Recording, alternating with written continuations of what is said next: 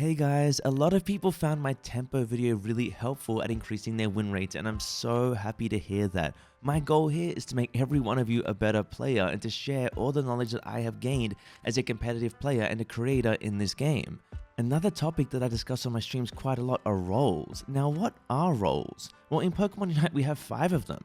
We have the Allrounder, the Attacker, the Defender, the Speedster, and the Supporter. But it's not quite that simple.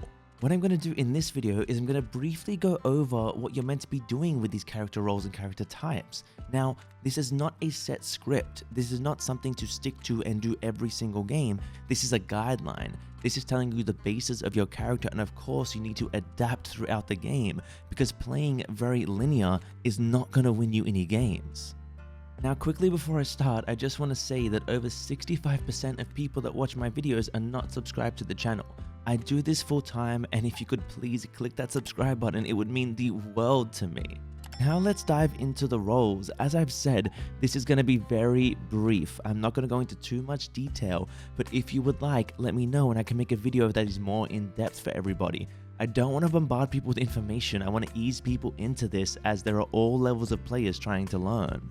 Now let's start with the role that a lot of you are probably going to flock to the second you start the game, and that is the attackers. It's the most enticing, it's where you do the big damage. And honestly, that's kind of your job. Your job in this role is to do damage, consistent damage, and also to farm. You need to be taking out the wild Pokemon that are in your lane and staying experience relevant and hitting your power spikes. An example of this is if you're playing something like a Venusaur that gets Solar Beam at level 7, you're going to want to farm till level 7 in the lane so you can become that powerhouse throwing off those Solar Beams. Once you're online, it is your job to roll around with the team and just do consistent damage.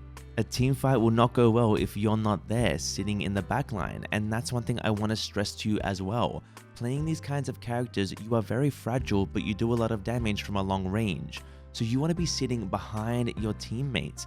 You want to be sitting behind the defenders, likely near the supporters, and letting the all-rounders do work in between you and the rest of the team.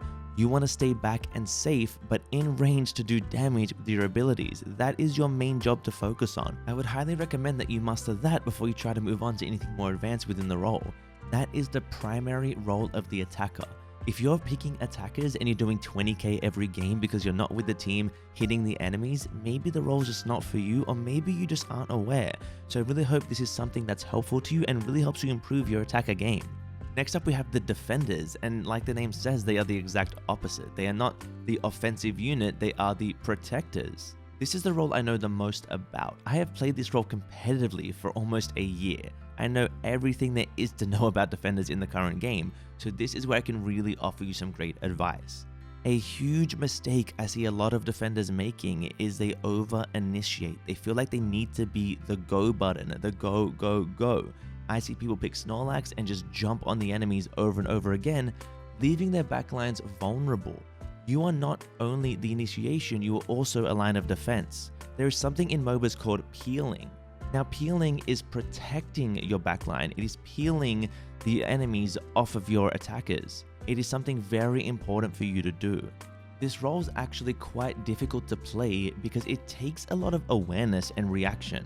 The biggest tip I can give to you is start really looking at the minimap and start really looking at the team positioning, yours and the enemies. Try to learn when it's good for you to go in and initiate and when you need to peel back and defend your teammates. But please, for the love of God, if you're playing something like Mamoswine or Trevenant, do not just randomly push enemies to the side out of nowhere. You will really disrupt what your team's trying to do. Now, before I move on, I just want to mention something quickly. Do you notice how I've only gone over 2 roles and only briefly, but already you can likely see how these two can't really work without each other.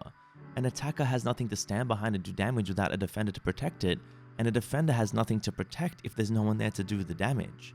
When you're in the character select screen at the start of the game, please pay attention to what your team needs and pick the role accordingly. 5 attackers is a recipe for disaster, and it is very hard to win with if you're going up against competent players. Now I'd like to get into a role that is very important and you really don't see enough of in your ranked games, and that is the support. The supporters are so incredibly important.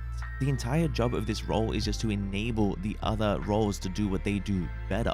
If the support is doing their job efficiently, everyone else on the team does theirs incredibly well. It is a very valuable piece of the puzzle. An example of that is something like a Blissey. Now Blissey will be giving shields or healing to the teammates, allowing them to do their jobs better. A defender can initiate a little better if it's got some healing or shields on it. An attacker can live a little better in the backline if it's being healed, if it's getting movement speed increases. Supports are a really valuable part of a team, and please don't underestimate what they do. A lot of the time that you get a game where you've done 140k damage, that would not have been possible without your support player. So please, play supports and thank your supports. There are some supports that can double as defenders, like Wigglytuff or Mime, but then you have the ones like Blissey, like Eldegoss, like Hooper, who really just play a vital strategic role in the team. When you're on this role, you really want to be looking around at everyone constantly, at their health, at their positioning, and you want to stay next to them and keep them safe. You don't want to be in the front line, you don't want to get taken out, so you want to stay in the mid ground. You really want to support your attackers and your all-rounders, and you really want to make sure they're staying healed and healthy and able to move. Nothing can save anyone like a good support player. They are priceless. So please, if you're a support, stick with your teammates. Do not go off on your own. Seeing supports farming in the bottom lane while there's a team fight happening in the top lane is incredibly frustrating, because they could have really turned things around by supporting and enabling their teammates to do a little better. Next up, I want to speak about a role that really wouldn't be anywhere near as strong as it is without the supports, and that is the Allrounder. Now, Allrounders are your jack of all trades. These are really interesting characters. They have a lot of bulk, a lot of damage, and they have some mobility. Most of these characters are incredibly self-sufficient and allows them to make very interesting plays. Now, an Allrounder's job in a team fight is to usually dive the enemy backline, although it can also peel for its teammates if needed. It can really get on those attackers and take them out instantly with a lot of bulk to get through the front lines. It's really powerful. The Allrounder is a very strong class. Now, because of all the self-sustainability and all of the tools that these Pokemon have, usually you'll see them offlaning quite a lot, pushing for backcaps and scores, running around the map, making plays, farming offlane experience. They are really valuable in this role. There's honestly not much these Pokemon can't do. You can play them anywhere. The kind of key to remember is that you are a bulky bruiser that can really get on attackers and make their lives difficult. That is what you want to remember. That is your bread and butter.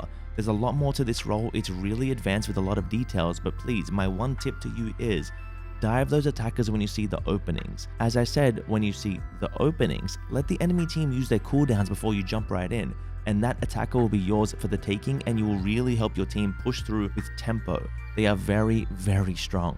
Now onto the last role, I'm going to talk about the Speedsters. Now, while I talk about Speedsters, I'm going to talk about the jungle. They are not the only class that can play there, but things like Absol and Gengar are primarily what you're going to see there a lot of the time. Now, the biggest thing to remember when you're playing this jungle Speedster role is to remember that you want to stay experience relevant against the enemy jungler, and you want to use the pressure of your clear timings against the enemy laners. An example of that is Absol clears the jungle a lot faster than something like a Ghastly. So Absol will get to the lane first, which means you can apply pressure and really push the enemy back, unless the Ghastly decides to counterplay and gank at level 4. There's a lot of counterplay there. It's a very advanced role, and it takes a lot of skill and a lot of knowledge to play at the highest level. What I would suggest to you in your solo queue games is if you're playing the jungle, just make sure you're farming and you're showing up at the objectives on time, including the 850s in lane and the 8 minutes in the center. You really want to be there. You really want to be the momentum for your team. If a jungler doesn't gank either lane, but the enemy jungler shows up in one, the enemy team will have so much pressure on you immediately, because they will have pushed a lane with 3 people while your jungler is busy just farming in the center, not actually making impact on the game. You need to balance experience farming and pressure plays with that experience you have farmed. Experience means nothing if it's turned into levels that just sit in the jungle. They need to come into the lanes and help the teammates. Now, you are playing as a flanker. You do not want to rush in like an all-rounder through the front line. You do not want to sit in the back like an attacker. You want to come in through the sides or the back of the enemy team. You want to catch them by surprise and off guard with gigantic burst damage, and you want to use your mobility to get in and get out. It is a very hard role to play effectively, but at the highest level, this role carries. The jungle role is so incredibly valuable, and is something that you really need to put time in to master. Do your best not to pick it in your ranked games. If you don't really know how to play it, allow someone that knows it a little more to play it for you and learn from what they do, because this is something that can really win or lose a game. Now, I could dive into the roles for hours and hours and talk about all the intricacies. I love this game and I study it non-stop. But as I said, I just don't want to bombard you guys with information in these videos. I really want to ease you guys into things. And I want you guys to let me know in the comments what you'd like to know. Which roles would you like to know a little bit more about? What kind of guys would you like to see on them? And I hope this video was helpful to you to understanding the roles and helping you see that a team can't really work without all of these roles doing their part. So as always guys, thank you so much for watching. Don't forget to like, comment, and subscribe, and have a wonderful day.